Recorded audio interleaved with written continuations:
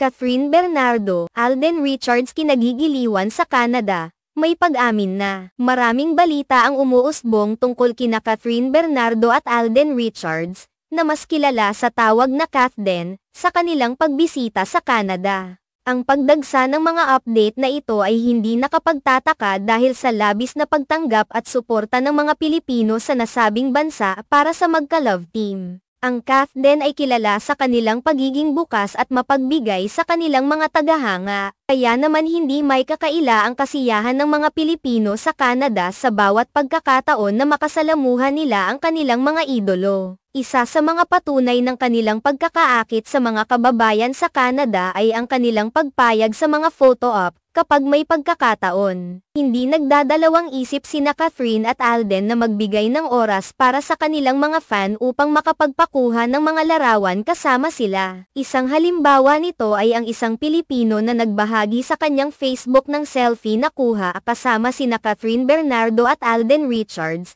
kasama na rin si Joros Gamboa. Ang selfie na ito ay nagpapakita ng kasiyahan at excitement ng Pilipino, pati na rin ang pagiging approachable ng Kathden. Ang larawan ay kuha sa YC Calgary International Airport. Sa suot ng Pilipino, mukhang nagtatrabaho siya sa lugar, bagaman hindi tiyak kung isa siyang biyahero o residente. Ang ganitong uri ng mga aktibidad ay hindi isang isoladong pangyayari lamang. Maraming beses nang naitalang ang Kathden na nagbibigay daan sa kanilang mga tagahanga sa Canada upang makapagpakuha ng larawan sa kanila, kahit saan pa man sila naruroon. Mula sa mga events, press conferences, hanggang sa kanilang mga personal na oras, ang magka-love team ay laging naglalaan ng oras para sa kanilang mga tagahanga. Ang pagiging bukas nila sa mga photo op ay nagpapakita ng kanilang malasakit at pagpapahalaga sa mga taong sumusuporta sa kanila. Hindi lamang sa mga opisyal na event at pagtanggap sila bukas sa kanilang mga tagahanga.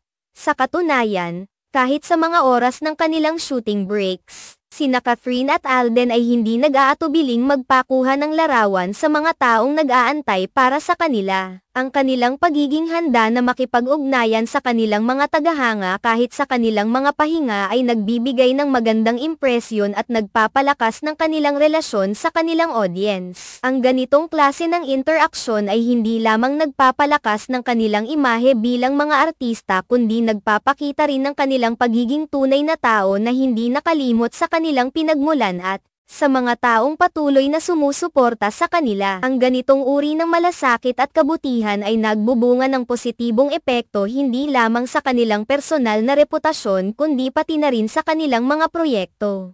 Halimbawa, ang kanilang pelikulang, Hello Love Again, ay inaasahang magiging matagumpay sa box office sa Canada. At hindi may kakaila na ang kanilang kabaitan at pagiging accessible sa kanilang mga tagahanga ay isa sa mga pangunahing dahilan kung bakit sila patuloy na tinatangkilik. Sa pangkalahatan, ang mga ganitong gawain ng Kathden ay nagpapakita ng kanilang dedikasyon sa kanilang mga tagahanga at sa kanilang karera.